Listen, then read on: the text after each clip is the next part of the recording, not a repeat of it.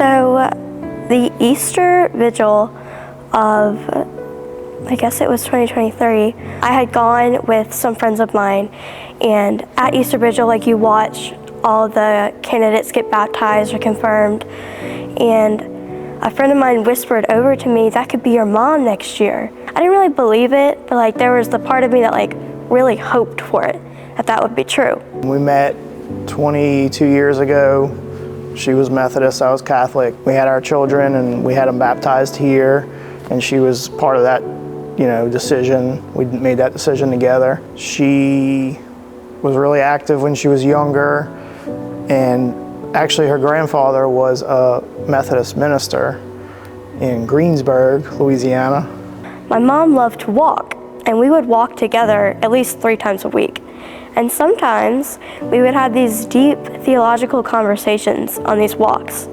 And she would explain why she didn't agree with certain things in the Catholic Church. And I would do my best with the knowledge I had to tell her why we believed what we did. And these conversations actually were the catalyst for me diving into the why of my faith. I wanted to know more so I could tell her more. She sometimes, depending on the topic, would have a lot of stubbornness about it. She just didn't want to hear what I had to say. I tried to explain to her that I wasn't trying to disprove her, I was just trying to open her eyes a little bit. And so that would frustrate me, is like, why won't you listen to me? Like, you don't have to agree with me, but at least listen to me. Well, as we had more and more of these conversations, she did start to listen. She started to listen, and she started to ask and really inquire as to not just why, but how do we believe that? Like, where is it that we find this proof for this belief? And I mean, those were my favorite conversations.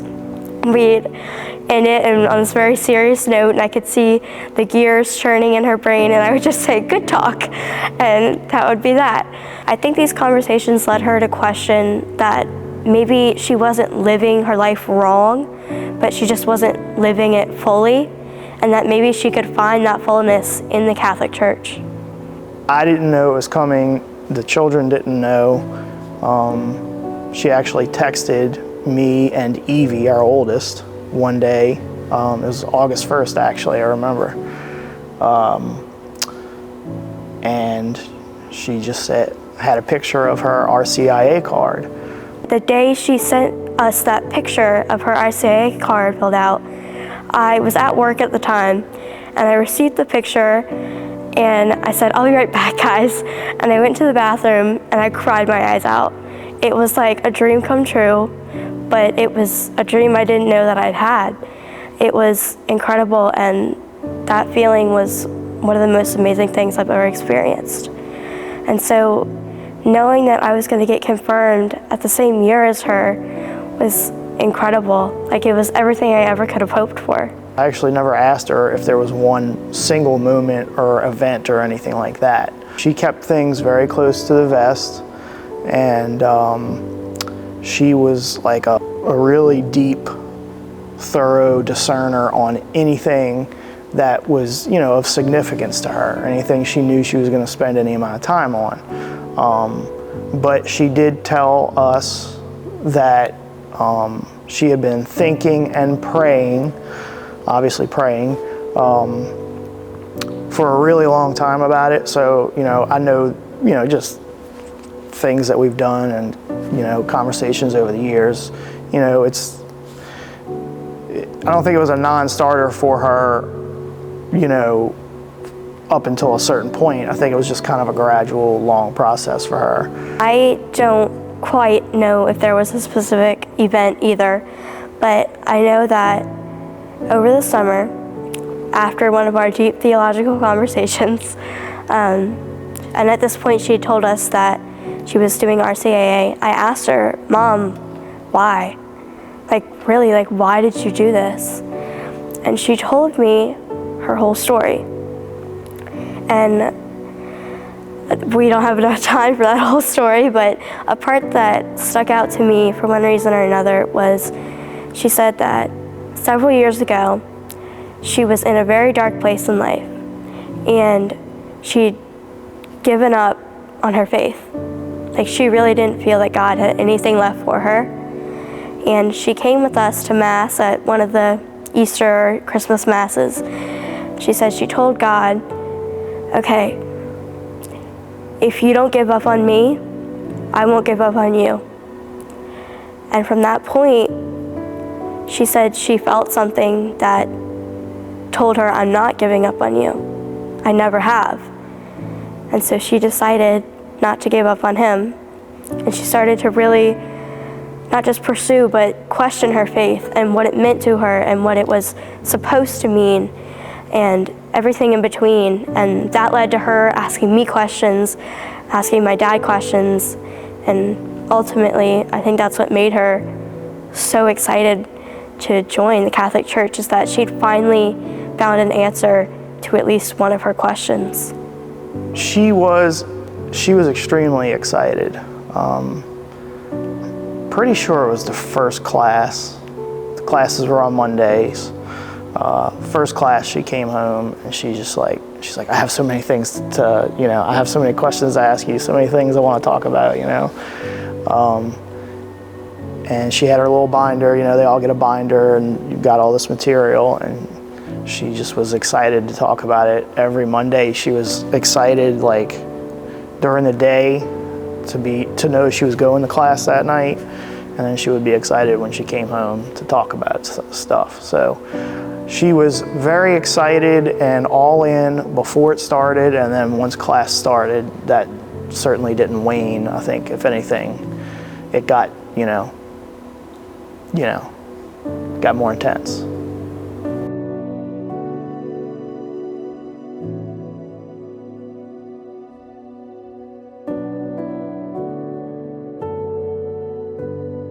She had about 4 months of class, and like I said, she was getting, just continuing to really enjoy diving in, deep dive into,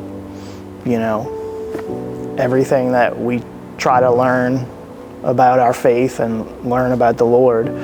January 1st, New Year's Day, my parents have a house in Mississippi, kind of on the water. We went there for New Year's Eve. We were there a couple days, and then New Year's Day we were driving home, and there was stopped traffic on the interstate, and somebody hit us from behind, and she didn't make it.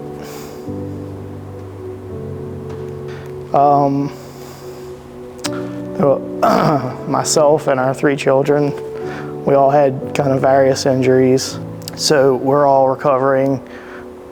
We still have a little bit of physical, rehab kind of stuff to get back to walking and things like that, like normal. But we are definitely a positive outlook for everybody to make basically a full recovery. But we lost April, so that's where we are. My whole life, I've had a lot of really, really good, close friends. Also, my family is wonderful. My whole life, I've never wanted for anything, in terms of love and faith and support. So all of those people came running and haven't stopped supporting us since then. Really got highlighted how wonderful of a community Mercy is as well, because same thing, just so many people that we, didn't even necessarily spend a ton of time with before, just running to help. So I had just come back from a doctor's appointment in New Orleans, and it was a follow-up for one of the many surgeries I'd had. And I was kind of upset because they hadn't told me the news I wanted to hear, and I was a little distraught. And I got a text from Michelin, and she said, hey, just wondering what you want to do for confirmation, because my confirmation group was going to get confirmed that Thursday.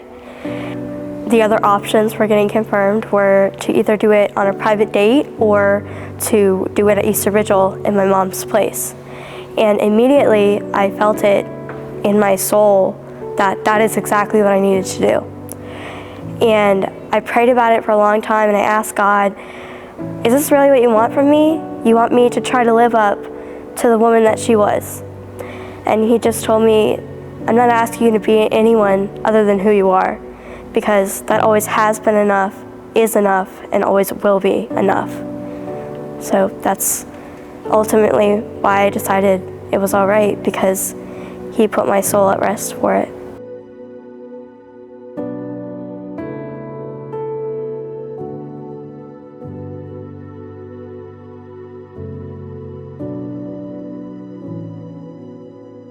It's more.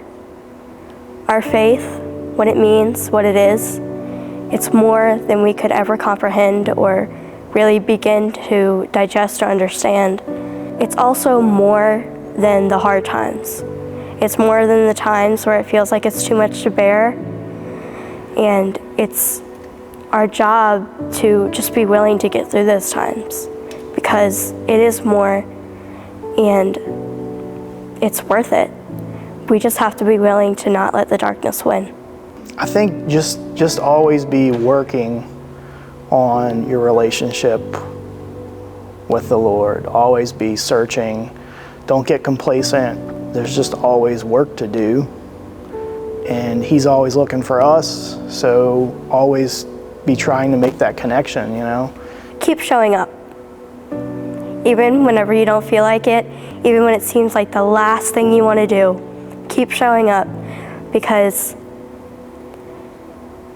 my mom decided that she was done, and she showed up one last time, and He didn't give up on her.